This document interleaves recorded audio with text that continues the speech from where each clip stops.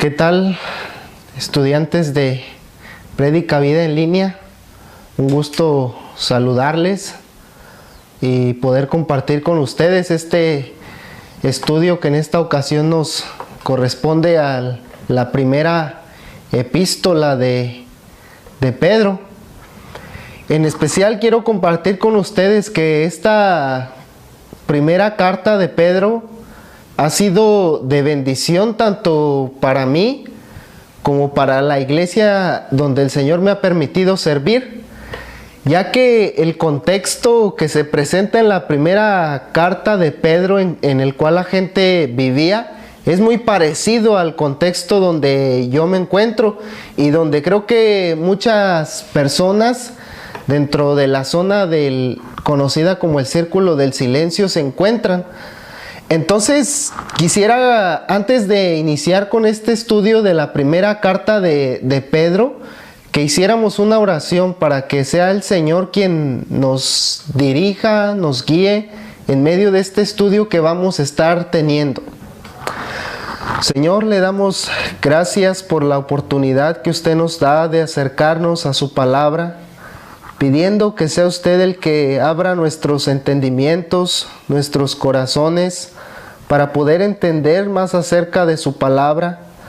Dios, que sea su Espíritu iluminando nuestros entendimientos para comprender las verdades acerca de lo que a través de esta primera carta de Pedro nos quiere estar mostrando, Señor. Todo esto porque se lo pedimos en el nombre de nuestro Señor Jesucristo. Amén.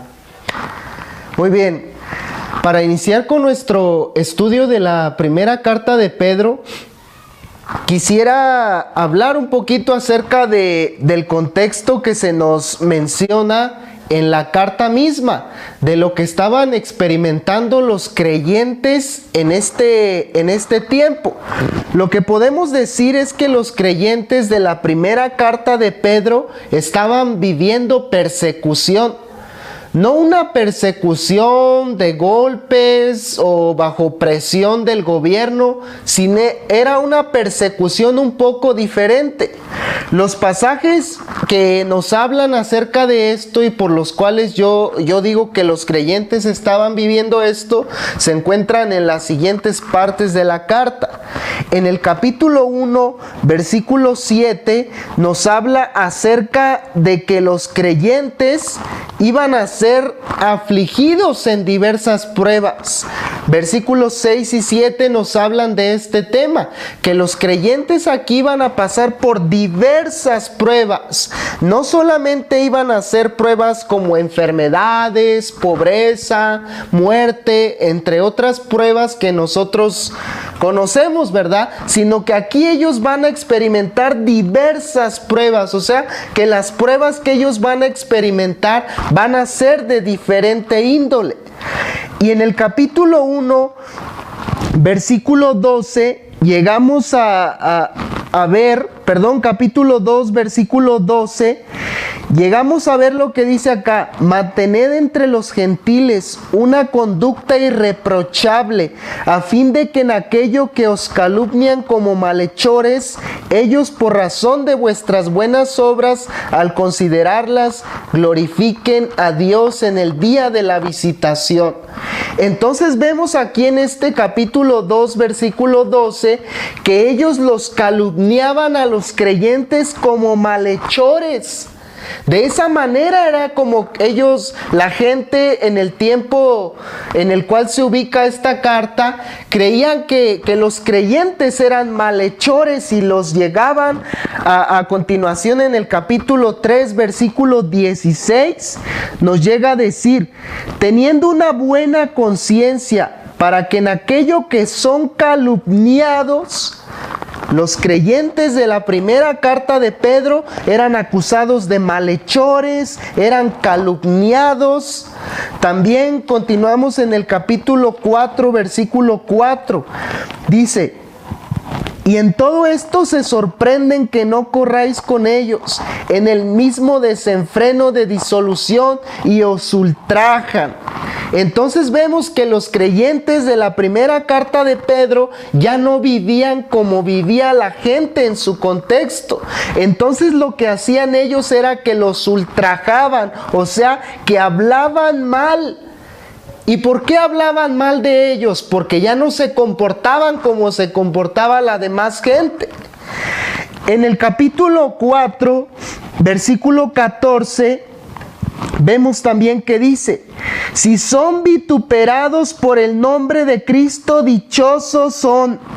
Eso es también lo que llegaba a pasar con los creyentes de la primera carta de Pedro. Eran vituperados. ¿Y qué es el vituperio? O sea, un desapruebo duro. La gente los desaprobaba. Entonces hasta aquí hemos visto que los creyentes en la primera carta de Pedro eran considerados como malhechores, sufrían calumnias, hablaban mal de ellos, sufrían vituperios.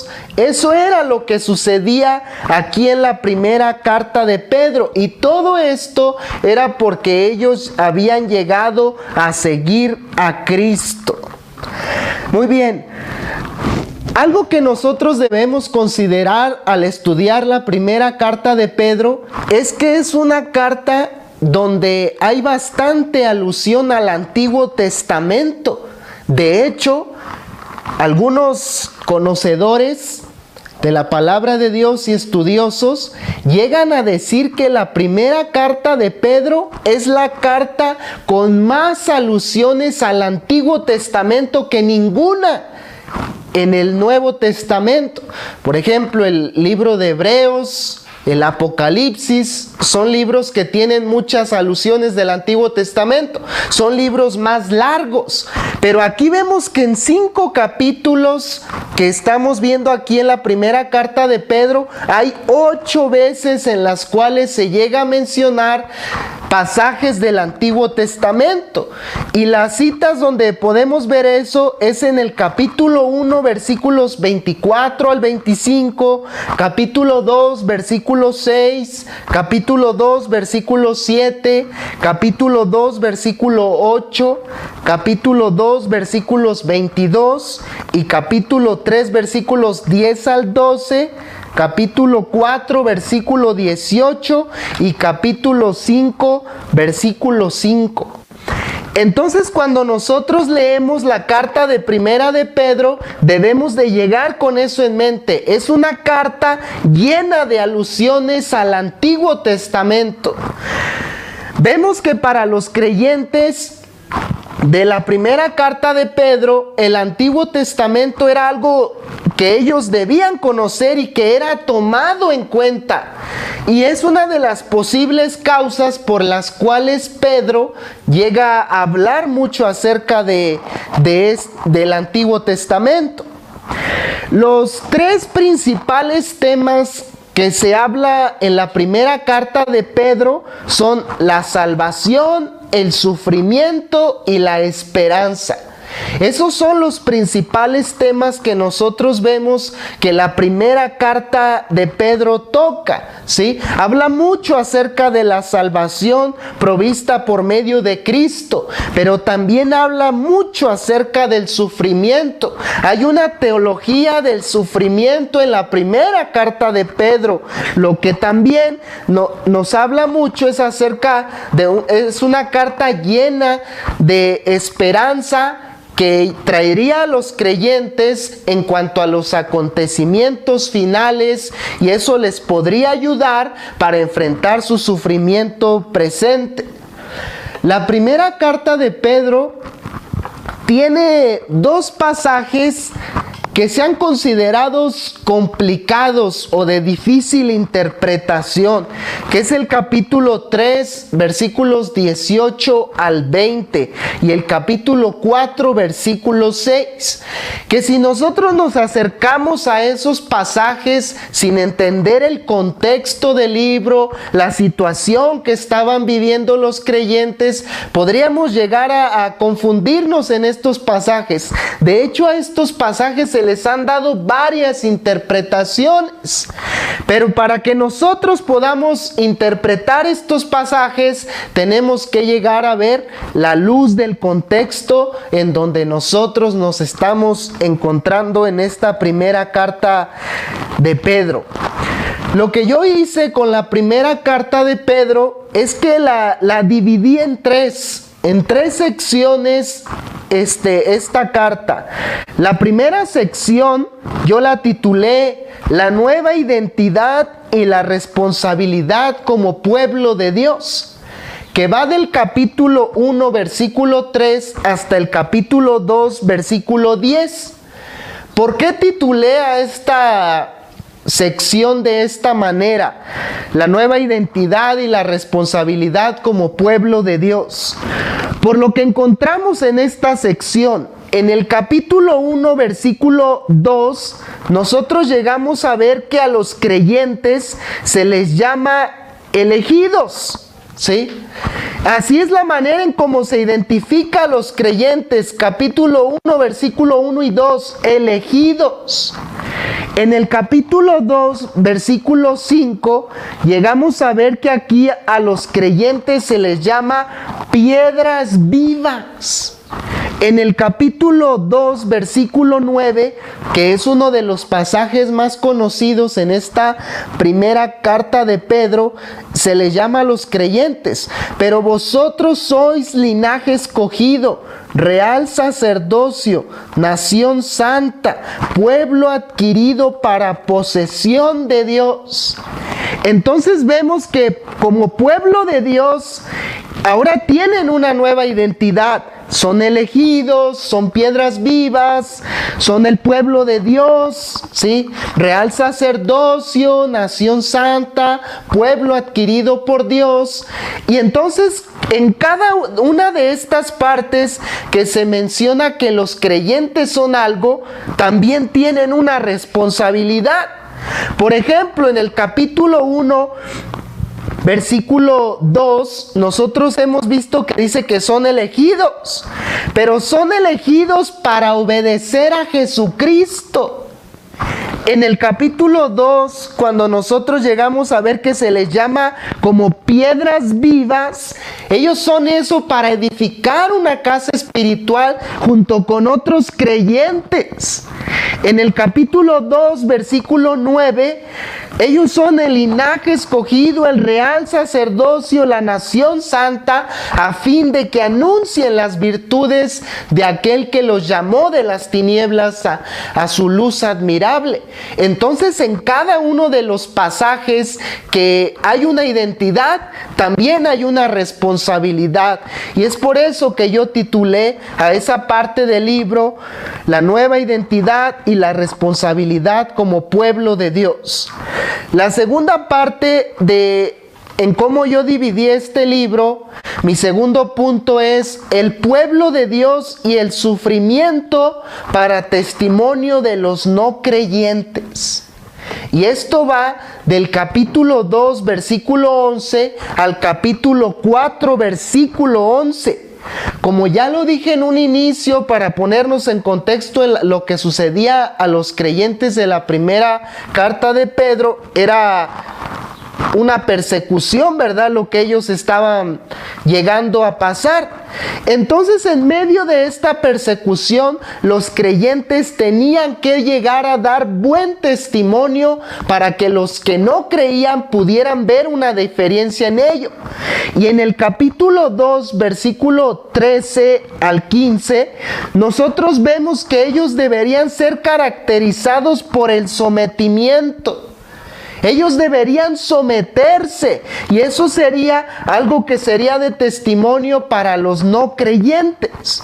En los versículos 21 al 24, de ahí del capítulo 2, llegamos a ver que Jesús es un claro ejemplo de sufrimiento, ¿sí? Entonces llegamos a ver que los creyentes deberían ser ejemplo para los no creyentes a través de su sometimiento. Y en el versículo 20 llegamos a ver que también ellos deberían ser ejemplo en el sufrimiento. ¿Sí? Si cuando hacen lo bueno sufren por ello y lo soportan con paciencia, esto haya gracia con Dios. Entonces los creyentes iban a ser ejemplos aún en el sufrimiento, porque esto hallaba gracia delante de Dios.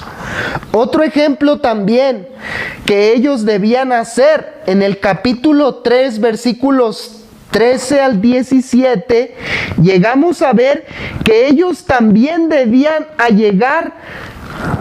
llegar a padecer, iban a sufrir en el versículo 14 por hacer lo justo. Y en el versículo 15, ellos deberían estar preparados para llegar a cualquiera que llegara a pedirles razón de su esperanza, preparados para compartirles cuál era la esperanza de ellos. Y vemos acá en el versículo 16 que a través de su buena conducta en medio del sufrimiento que ellos estaban pasando, a través de eso los que los calumniaban podrían ver una diferencia. Entonces en el capítulo 3, versículo 18, nuevamente el ejemplo es Cristo. Y es interesante en esta parte del libro que cada vez, no es algo general, pero en 2 veces en sí, cuando se habla acerca del sufrimiento, por ejemplo en el capítulo 2, versículo 13 al 15, el ejemplo más adelante es Cristo. En el capítulo 3, versículos 13 al 17, en el versículo 18, el ejemplo es Cristo. O sea, Cristo era el ejemplo claro del sufrimiento, lo que podría ayudar a estos cristianos que estaban sufriendo persecución para poder seguir adelante. En el capítulo 4, versículo 14,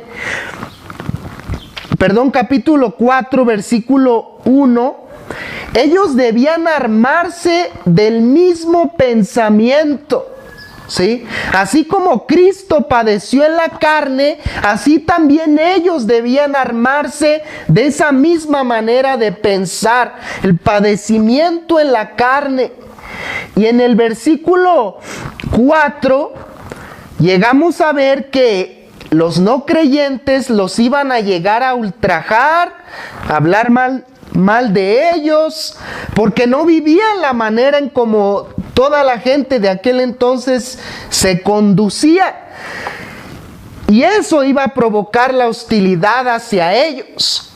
Entonces vemos aquí que el pueblo de Dios iba a llegar a pasar sufrimiento, y en medio de este sufrimiento ellos iban a poder llegar a dar testimonio a los no creyentes. ¿Cómo? A través del sometimiento, del sufrimiento. Capítulo 3, versículo 8, de bendecir aunque los maldigan.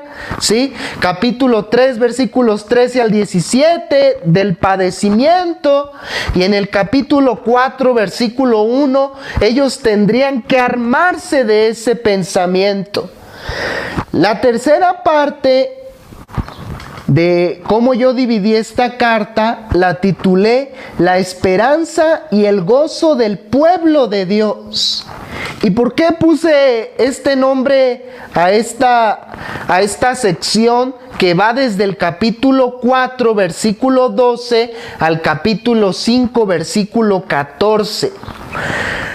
Hay 3 pasajes en específico que nos hablan de cosas venideras.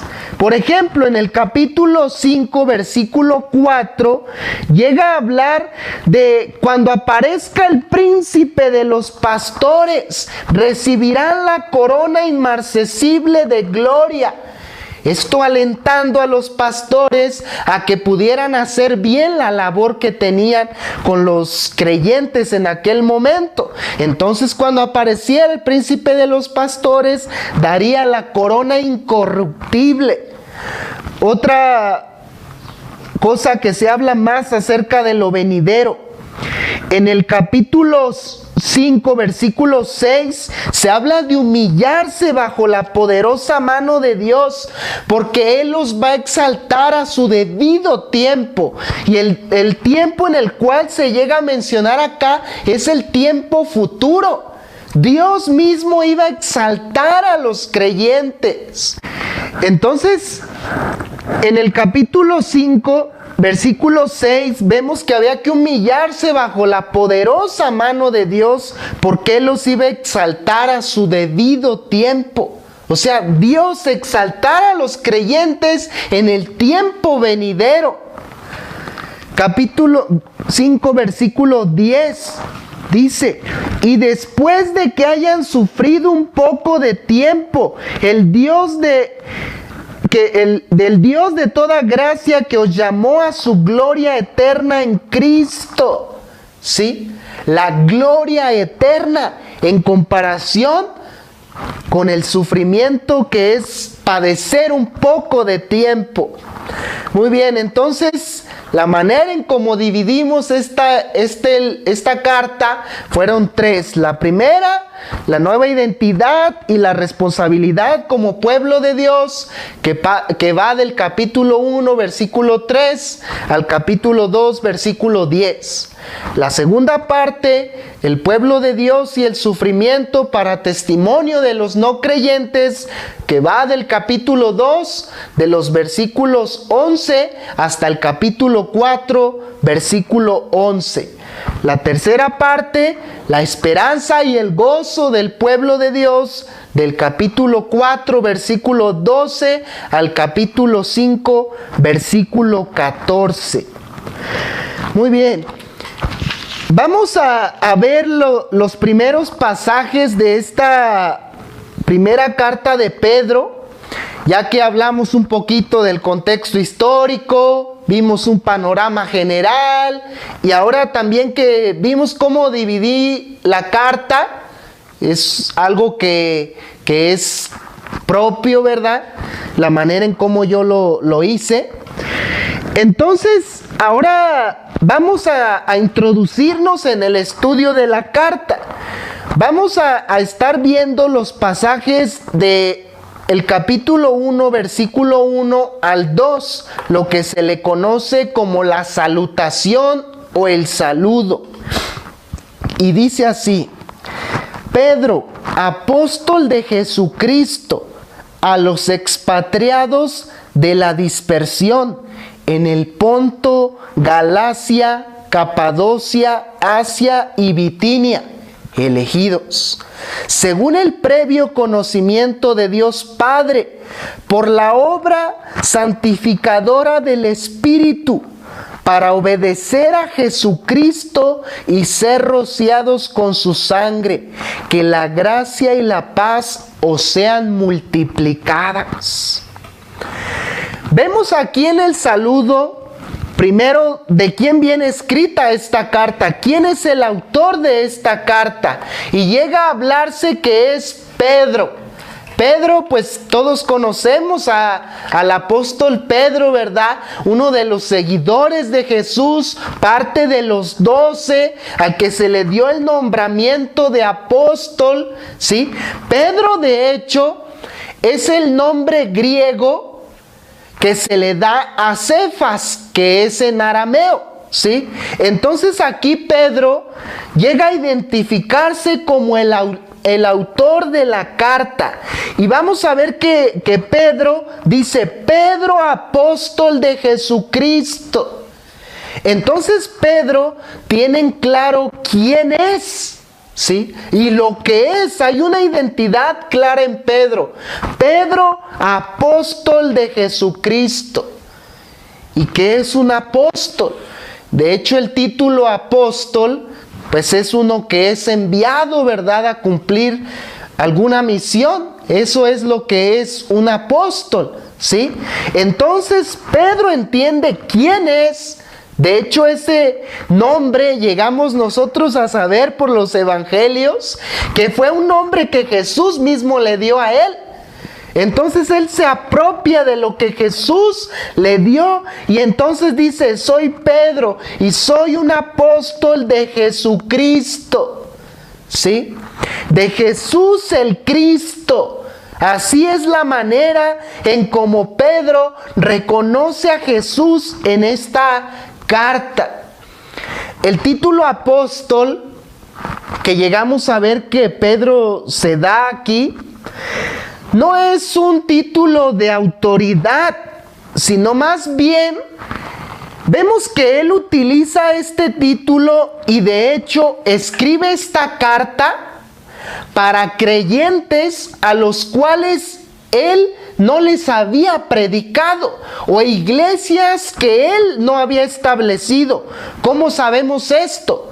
Por el capítulo 1, acá en el versículo 12, cuando dice, a ellos les fue revelado que no servían a sí mismos, sino a vosotros en estas cosas que ahora os han sido anunciadas mediante los que los predicaron el evangelio.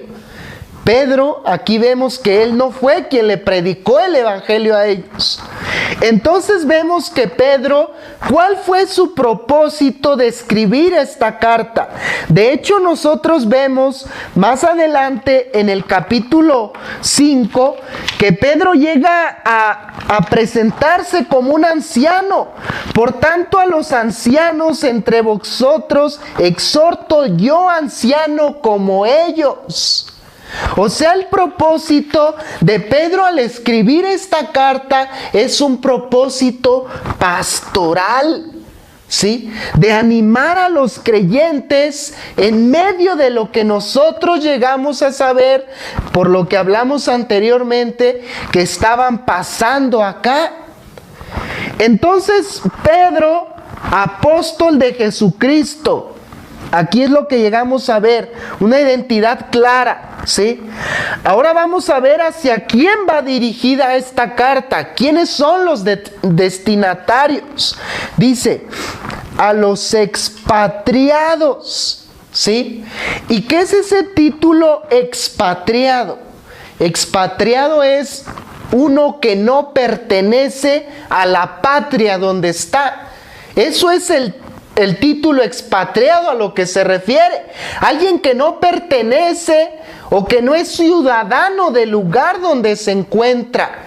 Esto podríamos decir que este título es en una situación espiritual en la que ellos se encuentran. Están en un lugar, pero no pertenecen a ese lugar. ¿Por qué llegamos a decir eso?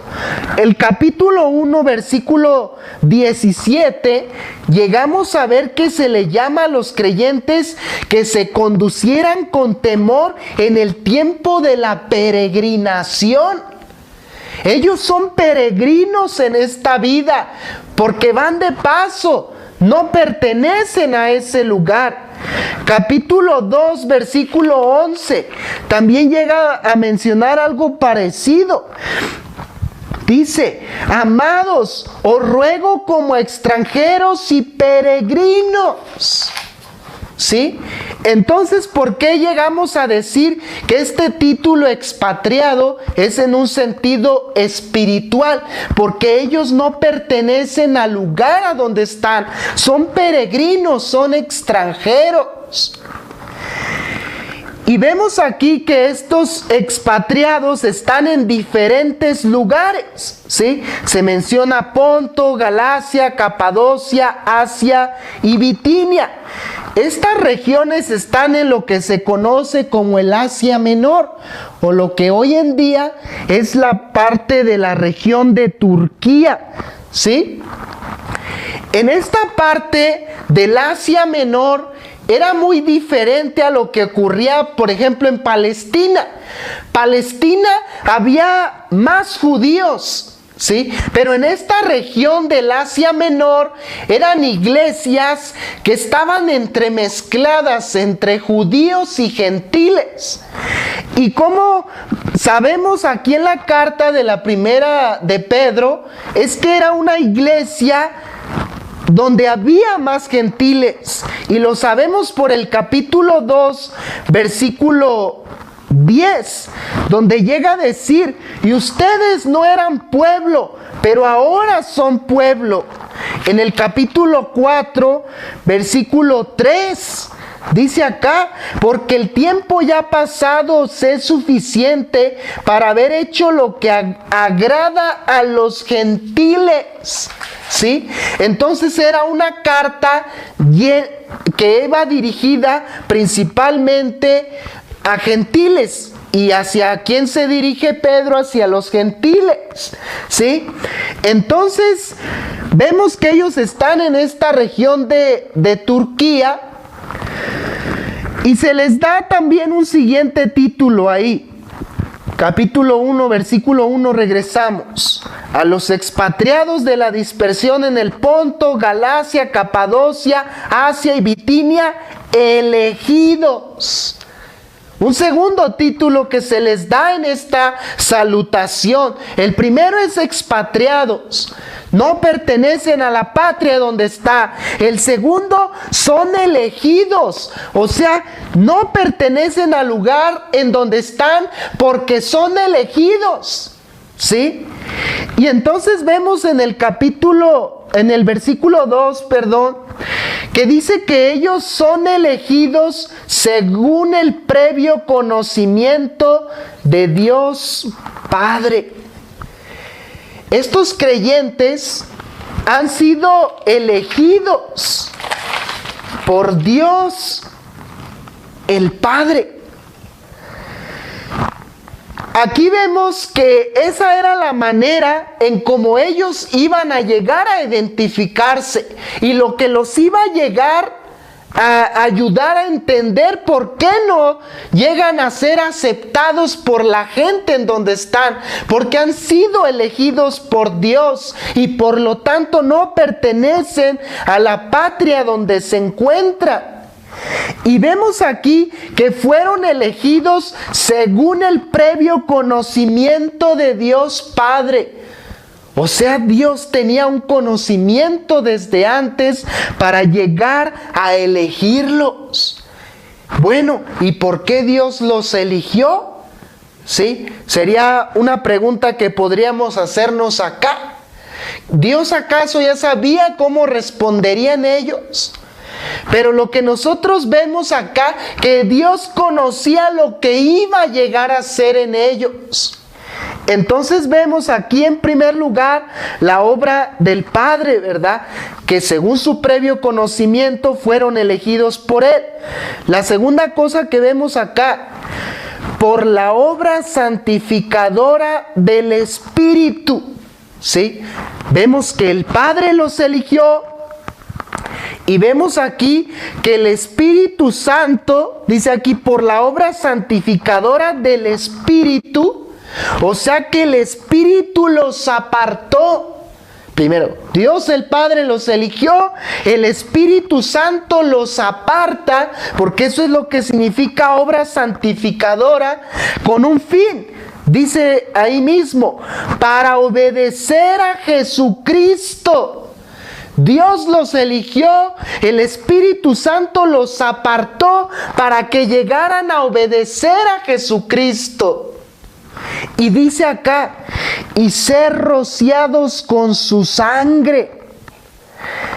Vemos aquí a la Trinidad, ¿sí? El Padre los ha elegido, el Espíritu Santo los ha santificado, han sido rociados con la sangre de Jesucristo. Aquí vemos que la sangre, ser rociados con la sangre de Jesucristo, parece ser una alusión a Éxodo capítulo 24, versículo 8, donde Moisés, después de que el pueblo de Israel se compromete a guardar las enseñanzas de Dios, ellos se comprometen, y para que quedara sellado aquel pacto, lo que hizo Moisés, sacrificaron un cordero y él los roció, los bañó con la sangre, lo cual hizo que ese pacto quedara sellado. Y vemos que ahora llega a presentarse acá ahora a Jesús como aquel que lo rocía con su sangre. De hecho, hay varias menciones en la carta donde se habla acerca del sacrificio de Cristo y de la sangre de Cristo. Por ejemplo, en el 1:19, una sangre sin mancha de un cordero limpio, ¿sí? Entonces vemos aquí que ahora es como si fuera un nuevo pacto. Ahora son ellos el pueblo del nuevo pacto. Anteriormente Israel fue rociado con la sangre del cordero para pertenecer al pueblo de Dios, ¿sí? Se comprometieron a obedecer sus mandamientos. Ahora llegamos a ver acá que ellos han sido rociados con la sangre de Jesucristo, ¿sí? Para que ellos ahora puedan llegar a obedecerlo. Aquí vemos que la obra de la salvación, de principio a fin, es una obra de Dios. Dios el Padre, según su previo conocimiento, los eligió. El Espíritu Santo los apartó. Jesucristo derramó su sangre, ¿verdad? El Espíritu Santo lo que hace es que nos lleva a conocer a Cristo, según lo que llegamos a ver acá. Y vemos que para terminar esta salutación, lo que dice aquí, que la gracia y la paz os sean multiplicadas. Gracia y paz. La gracia y la paz, la palabra gracia se menciona aproximadamente 10 veces en la carta. Y las veces que se menciona la palabra gracia tiene que ver con la obra de Jesucristo y con que Jesucristo viene. Tiene que ver dos cosas: la salvación por medio de su sacrificio y la gracia venidera, o sea, cuando se complete, cuando Jesús regrese. Y la gracia traería paz a la vida de estos hombres que están padeciendo por esa hostilidad. Y aquí llega a decir que la gracia y la paz los sean multiplicadas. La esperanza en la salvación, la confianza en la salvación traída por medio de Cristo y lo venidero, eso traería paz a sus corazones para llegar a enfrentar lo que están viviendo en el presente. Entonces vemos que los creyentes necesitaban la gracia, que es la esperanza en la obra de Jesús, en la cruz, como también en su venida, y eso daría paz a los creyentes para enfrentar el sufrimiento que estaban experimentando en el presente. Y esto es lo que Pedro dice, que les sea multiplicado para que ellos pudieran experimentar la paz. La gracia produce paz y la paz es consecuencia de experimentar la gracia. Esto es lo que llegamos a ver en estos primeros versículos, que en sí es lo que nos introduce al estudio de nuestra primera carta de Pedro que vamos a estar analizando. Que el Señor les bendiga y nos seguimos viendo en el próximo video para seguir con nuestro estudio de la primera carta. Bendiciones.